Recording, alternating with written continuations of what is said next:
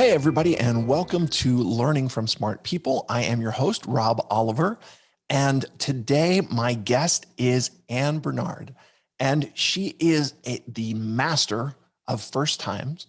She is the creator of the 365 Firsts Challenge and First Time Story Map Project. She is the author of How to Become a First Time Storyteller. She loves God.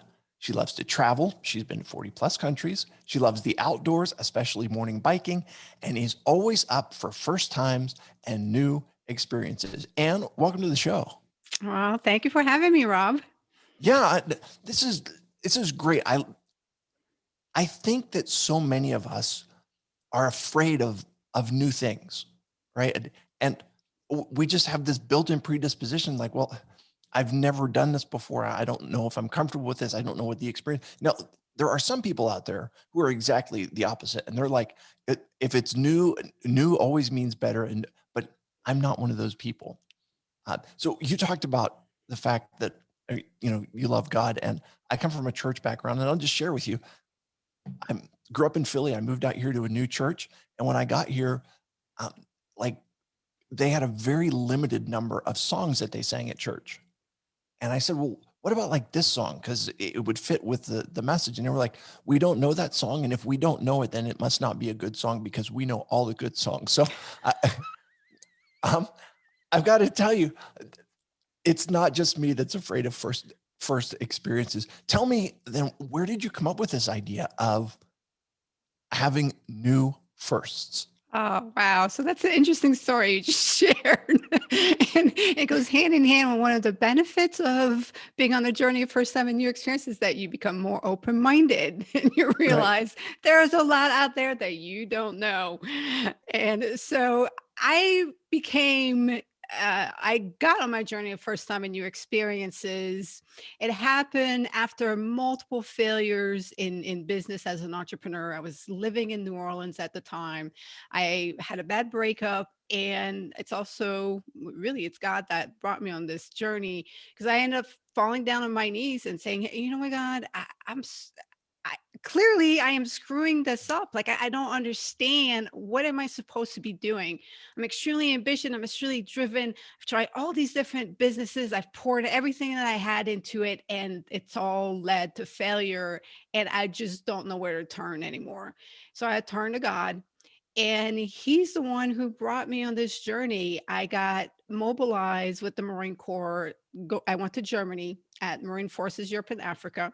And when you're in Europe, it's just so easy to travel. And traveling has been something that's always meant the world to me. So now I'm finding myself in Germany and I start traveling to these different countries. And I realize, if I'm going to be in these new places, I should try something new in that new place, especially if it's specific to that area. Sure. And so as I started doing that, it just changed and shifted everything about my relationship with life.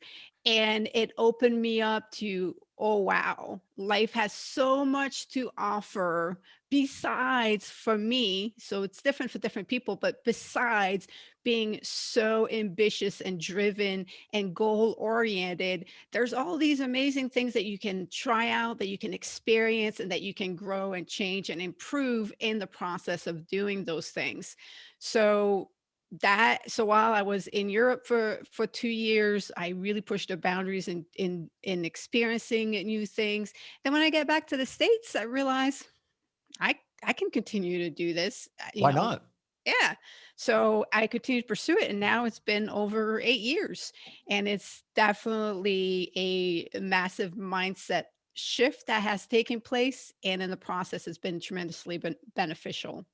Yeah, so it's interesting because you and I have a little bit of a kindred spirit with this, and that is I'm open to trying new things, especially when you're in a new place and there's something that's particular to that area. Now, I will tell you that I have I've got a disability, so I broke my neck when I was 21, so I'm in a wheelchair. So doing new physical experiences isn't always what works for me. But whenever I travel around, whatever city I'm in, I'm always like, what is the local go-to restaurant so that I can go and try out what's the thing that makes this place fun and different. And what you're doing, what you're doing is similar to that. Is it always about activities? Is it about experiences? What kind of new things are you talking about? It's the full gamut. So yesterday I woke up really early, couldn't go back to sleep, and I decided, you know what, I don't feel like eating eggs for breakfast. So I got up and I made my first keto zucchini bread at 4:30 in the morning. I had never made a zucchini bread before. I had never baked at 4:30 in the morning before, and I had never, and that's a benefit. One of the benefits, you become more spontaneous, right? I had never decided, no, I don't want to do this. And I on the, on a dime, knowing I had all the ingredient, I shifted and I went ahead and I baked. I baked a zucchini bread, and then so I got the bread ready and needed to cook for like over an hour, and then I did my workout while I was smelling the zucchini bread. Oh, Not smart. That little backfired a little bit there, but it was my first time doing that, and the thing with it, so it can be food, like you said, going to a new restaurant, because when you go into a new restaurant, especially in a different country, it's giving you a taste of that culture through the food, the environment, the way it's decorated, the smells, right? So you get exposed to a lot of different things while you're there. And what happens when you're exposed to different things that you don't know, you actually stop. You become a lot more mindful, you become a lot more present, and that then, improves your mood. It triggers, locking in the memory and the moment. And it makes your brain pay attention. And your brain's like, okay, what type of environment is this? What do I need to learn? How do I need to, react to what's happening? And then that links into becoming more creative, becoming more open-minded. So it can really be just something that you do at home that you've never done before, or you've done it before, you just never done it in that specific, you know, way. You're, right. you're saying, I've always done things this way. Now I'm going to do it slightly different. And that's why a new experience is always a first time, but a first time doesn't have to be a new experience. A first time can just be the next level of something that you achieve, or you do something that but you do it differently. Okay, that makes a ton of sense. And in some ways, I don't know if this is actually Zen or not. When I was in high school, we had a student teacher, and he was like, "I want to talk to you about being aware of your surroundings." And his idea was that whatever you usually do, you do the opposite. So we came into class one day, and he had taken all of the chairs in class and turned them around, and so they were facing the back wall instead of facing the front wall. And it made me realize, like, I never thought about all the stuff that was in the room. That was all, there was a bunch of stuff. It was always behind me. I never paid attention to it. And then when you turn the desk around the other direction now, and you're looking at the front wall, you're looking at it almost like it's almost like it's the first time, because you're doing something different. And that's a little bit about what you're talking about. Is that right? Yeah, so it is a mixture of all of those things, but it's ultimately the 365 first challenge, which is interesting, is the first one that ever said three, like the way you pronounce it was different than than usually it's pronounced. But the 365, oh, because you said 100, so I usually say 365. You said 365, which Okay. that was that. See, I. I paid attention to that. I picked it out because I'm so used to hearing certain way. When it's different, it sticks out. Oh, So trust me, that I'm always the one that's the different one. that's good. So that ties into what you just said. And so the 365 first challenge is about maximizing what you get out of life. And the way that you maximize what you get out of life is you have to be present for life. When you're present for life, you realize the magic that comes into your life, that flows into your life every single day. But if you're caught in the routine and you have the blinders and you're so focused, then you miss the magic. So when you shift things, if you shift a classroom around, if you change things up a little bit, then it puts you back into paying attention to what is happening, what the possibilities are, and then you don't miss out on what is happening. The biggest mistake people can do is to live on autopilot. It's all about taking you out of the autopilot. Yeah, but my father-in-law always says that if you always do what you've always done, then you always get what you've always got. And if you're going to have any development, any growth, any new awareness, it comes from either doing something different or doing the same thing that you were doing, but doing it in a different way. Absolutely. The benefits of the first time when you experience journey is you get to raise your self-awareness, because as you're shifting things around, it's letting you know, I don't like this, I like this, I feel like this about that, right? And it's making you conscious of it and you're plugging into it. And trust me, plugging into your life makes your life so much better. So you're not too busy to plugging into your life. It's a great way to step out of your comfort zone. Now, one of the things that I will tell people, you absolutely do need to stay within certain comfort zone if they're maximizing your productivity and your ability to produce, right? There are certain comfort zones, you're not going to see me step out of them, because if I do that, then it's going to disrupt my flow, right? Sure. So some comfort zones are good. You need to understand which ones are good and which ones are not serving you. So you're staying very stagnant. And that's where you want to really start exploring your first time and new experiences. For me, the biggest thing that the journey also brought, besides my shift in my life, is that it made me realize I had set self limitations on myself. Mm, Not I was and still am fearless, because since I was 9 years old, I've been chasing after my fears. So I've okay. never had an issue with fear. But it wasn't until I started my journey that I started realizing, hmm, I do have self limitations. So growing up and joining the Marine Corps at 17, and very physical, very active, sports and all of that, I've always pursued those things. Now, arts, craft, music, no. Like I had a block that somehow that wasn't me. Like I didn't have the talents for that and I didn't have the interest in that. Well, when I started exploring those, I realized, holy cow, that's a huge other area of life that I denied myself, and I might not be good, but I love making things with my hands. And I'm a creative person, and this allows me to be creative in a lot of different ways. So it opened up a whole other new world that I didn't even realize until then that I had actually shut out for myself. Yeah. So let me just take a quick minute and pause to say thank you very much for your service to our country. And Thank you. yeah, oh, absolutely. We are the land of the free because we are the home of the brave, and the people, the brave men and women that put their lives on the line to keep our country free and safe. We all are um, tremendously indebted. So thank you for that.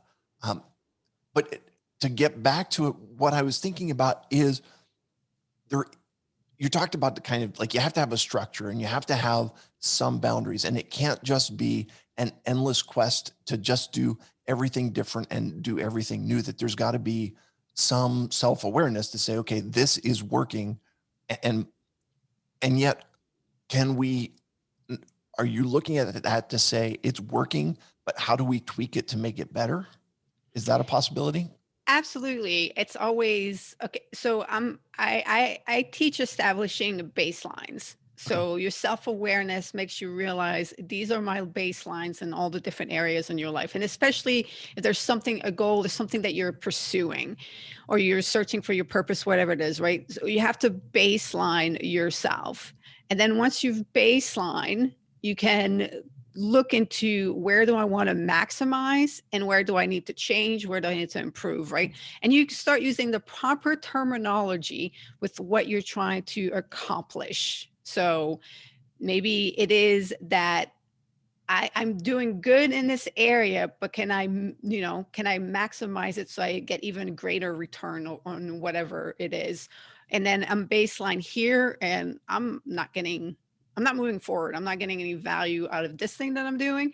So do I quit it or do I do it differently? And then I start getting value.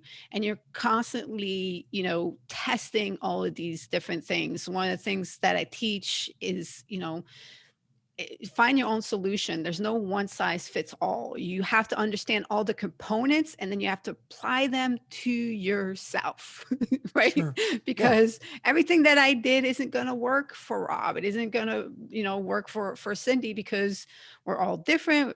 But it can work for you. The concept itself can work when you learn to implement it. So I'm much more to teaching how to implement concepts than like telling you how to Right. do it. No, so what you're saying though makes so much sense because uh, again, I'll just throw out the concept of email marketing, right? Where I'm looking for guests, I'm a speaker as well. So I'm sending out a lot of sending a lot of emails to meeting planners and to different associations to see if they're interested in having me come. And if I just was like, I want to do a new subject in every email that I do, it's a scatter thing. But when you're talking about establishing a baseline and say, okay, when I send out an email and it has this title, these are the results that I'm getting from it. And then I can say, all right, if I change it and I use this title, do my results go up or down?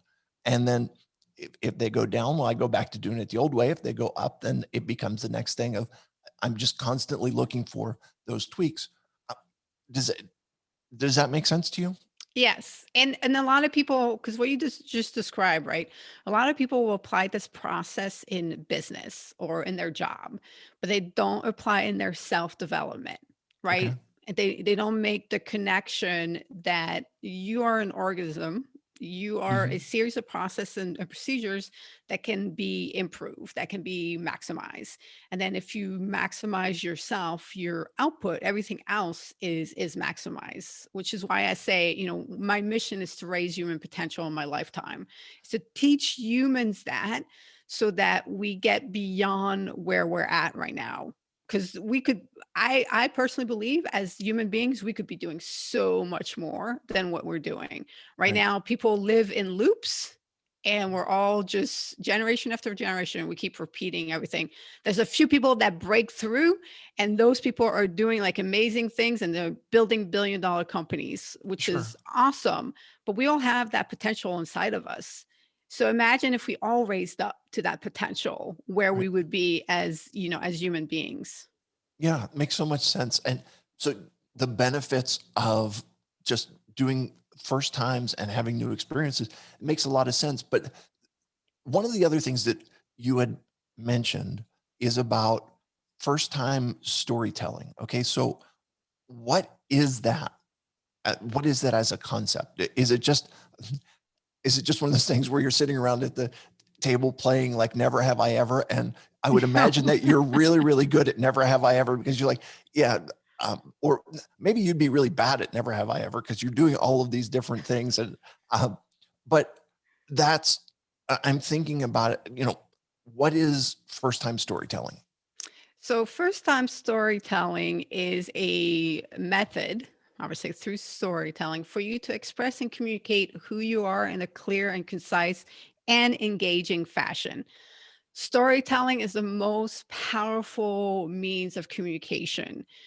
A lot of people don't know the art of storytelling, whether Right. in business and marketing, but that's not what I do. I do storytelling, I do personal storytelling so that you can communicate who you are. The reason why I do that, because it ties back to self-development, right? So you need to first truly understand yourself to be able to properly communicate who you are. Once you can properly communicate who you are to others in a fashion that they can clearly understand you, then you're building much stronger, deeper connections. And those connections are going to serve you in just multitude of ways. But now you're not going to have like this connection, right? So it's all part of elevating who we are. We have to elevate the way that we communicate who we are. We have to be willing to open up and be vulnerable about who we are with other people, and then find those that we connect to. Not everybody is going to be open to who you are and what your stories are. But when you do start opening up and being vulnerable, then you start realizing who's a good match for you and who's not. You don't waste any time, because if they don't interact with you, start conversation, and open up and share the same way that you have with them, then, you can either drop a yellow flag or a red flag on that person and decide, to move on and find the people that really get you, that and then they become, the group that then really, elevate and push you forward at the same time. Yeah, and it's so interesting because I'm thinking back in elementary school, I was probably in fourth or fifth grade before I realized that there were people that didn't like me. And I was like, why would people not like me? Like, I'm just wonderful little old me. And, my family thinks I'm fantastic. But I came to realize by the time that I got to, I don't know, middle school or high school, that there's just some people, and no matter what happens, we're not going to click. There's something there, there's a disconnect in there, and it's okay. I don't have to be friends with everybody in the world. I need to make sure that I'm not doing anything to intentionally alienate them. But um, what you're talking about is using story as the bridge to build relationships and as kind of a help in selecting who are the people that I am going to pursue a deeper relationship. Is that properly Yeah, surmising? that's yes, that's one aspect of it, but Okay. it's also, so the reason why it's first time storytelling, besides the fact that my world revolves around first time and new experiences, in that we are the sum of our experiences, and everything Okay. started with a first time. So if you actually listen to most people's stories, like the storytellers that are out there, they're usually telling first time stories to begin with. But I want people to be intentional about first time storytelling, first for themselves and then to open up to others. And when I say first for themselves, so they understand how the events in their lives have shaped and impacted and imprinted them. Therefore, they understand how they became who they are. It goes back to self awareness, right? Okay. And they get to acknowledge how far they've come. So some first time experiences, you're just going to do it perhaps, one time. Like my first car accident, I'd rather never have another one, right? So Right. I learned a lot from it. I'm good with never having one again. But there are certain experiences that the first time becomes a domino effect. So, that first time leads to who you've become depending on how that domino fell. And so that's why, like, first time storytelling is is so powerful, and a great method to share who you are and to get realization about yourself. So the story, my first time on a plane, after I told the story, I was like, wait, my first time on a plane, I was by myself. So I flew to Florida to join my mom. I was a teenager, and I flew by myself for the first time. Well, I visited over 40 countries by myself. So it's like, maybe that was and I was very comfortable as a 13-year-old on a plane by myself. So it's no shocker that traveling the world by myself has never bothered me. It just came very naturally. The story of my first flat tire. I've never, knock on wood, never had a flat tire on a vehicle. Right. So that story made me realize, and I've never considered myself to be a lucky person because I don't have like lucky breaks. But then I realized through that story, bad things not happening to you is also luck. So it made me realize I'm a lucky person. So it's all these magical things that happen because, again, life is magical. So when you recapture your life through your stories, you get to see the magic that has happened in your life, and you get to share it with others. Okay. I was going to ask you for an example, but you've given it. So let me just clarify this though. So have you only ever had one flat tire, or you've never had a flat tire? So on a vehicle, I have never, like on a car, truck, I've never had a flat tire.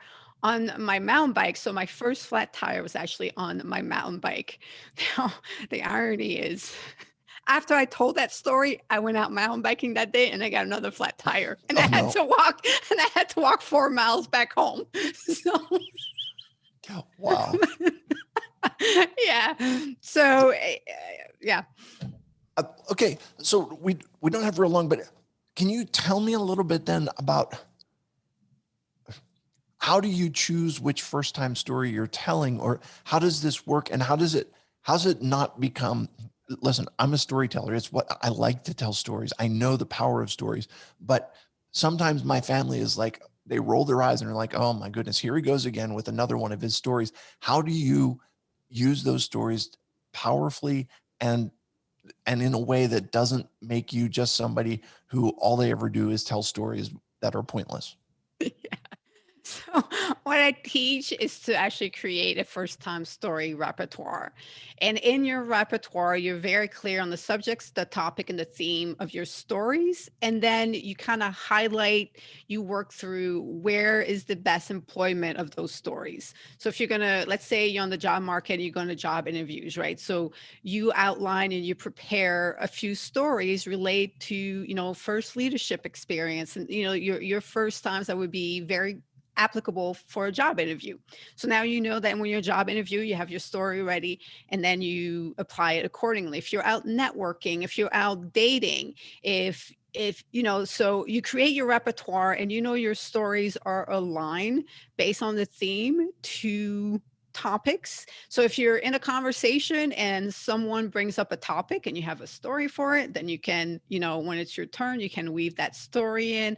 And then, it's, this, but it's also part of having the hook, having the backstory, having the tempo to your story, right? So that people don't roll their eyes because you actually don't have their attention. So you want to hook them in. So, they're on the edge and this is where story, this is what it means to be a storyteller is that you do draw your audience in, you do get them on the hook. And, whether it's a 5-10 minute story, they're hanging on Mhm. because you're keeping them, but also teach how to read your audience. So if you are losing them, to maybe cut out a few details and get to the point, that type of stuff. Sure. Okay. Listen, you've given us a lot of information, a lot of stuff to think about. If people are looking to get a hold of you, where can they find you? What's the best way?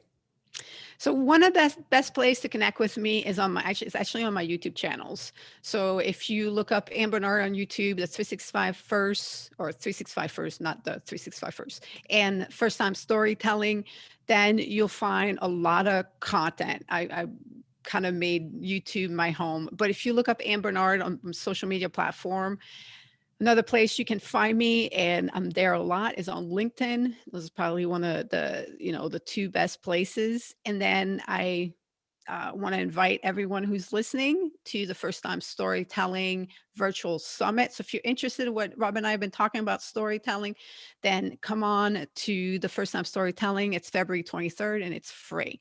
So register. And because it's pre-recorded summit, the beauty is that you don't need to be there all day long. You can kind of come in and out and pick which things you want to listen to, but got a great lineup of an international speaker, and we teach you how to become a storyteller, and we talk about why storytelling matters.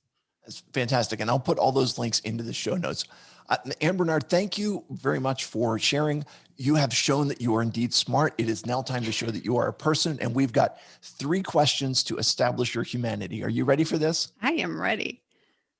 If we had to sum up your life in a song, or there was a song that would relate to your life, what song would you pick and say, this is a song that relates to me?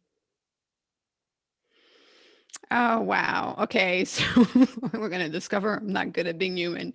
I don't know. I don't have. Okay. I would say if I went with a story from the Bible, I would say Joseph's story would be a description of my life. Okay. Hey, you know what? That works. Okay. We are willing to be flexible on here, and that's absolutely fine. You go with the story of Joseph, and we'll, somewhere somebody wrote a song about it, I'm sure, and we'll just go with that. Um, if you had an opportunity to sit down with anyone, any celebrity for a cup of coffee at Starbucks, who would you like to sit down and have a chat with? It would be so because I revolve a lot in the self development, self improvement, and entrepreneurship. It would be this is a toss up between Ed Milet and Tom Value, but it probably man. But you can have both of them for a cup of coffee. Okay, It's good. okay. So I'm like, it's a tough one between the two because they bring different things to the table that both have a value and interest, and I would love to pick their brains and get them on my my board of directors for my company. That makes perfect sense. All right.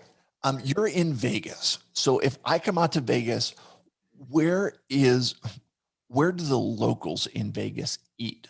Because I would imagine that like whenever you see the document or whenever you see anything about Vegas, they're all about the like the big buffets and all that kind of stuff. But where would you say is the best local place that when people are coming out, they can experience the true local flavor? All right, and this is okay. So I suck at being human, and I want to say I don't know because I do not really go out to eat. Wow. So Yeah, I live alone. I'm single, and you know, you get tired of going out to eat and sitting at a restaurant by yourself. I have no problems with doing that, but it's just not. Yeah. okay. So, and All right. when people come to visit, they want to go to the, and I would still say, based on the locals that I know, a vast majority still go to the strip because you have just renowned chefs. Okay. And you know, if you're going to go out to eat, spend the money, spend the time, you you Might know, as well go and get the good stuff. yep. All right. Well, you know what? I don't think that you suck as a human. I think that you are fantastic as a human. I think that the problem is that the host may have picked some terrible questions. So I'll take. Listen, I'm married. I've been married for over 25 years. So all of the problems are my fault, and I will apologize to you and say No, yeah, Rob, I'm going to tell you, it isn't when it comes to simple questions like that. I always get stuck in them because my I don't operate or revolve around those things. yeah. Well, here's the other thing, and that is I gave you no context in which to develop any stories to tell. So it was like I'm just pulling random stuff out of there. It was fun anyway. I appreciate you being here. Anne Bernard, everybody, I encourage you go look her up on YouTube, check out her channels, connect with her on social media if you can. Check out the links that are in the show notes. And to everybody that's been here with us today, I thank you. And I will remind you that when you stop learning, you stop living. Have a great day, everybody.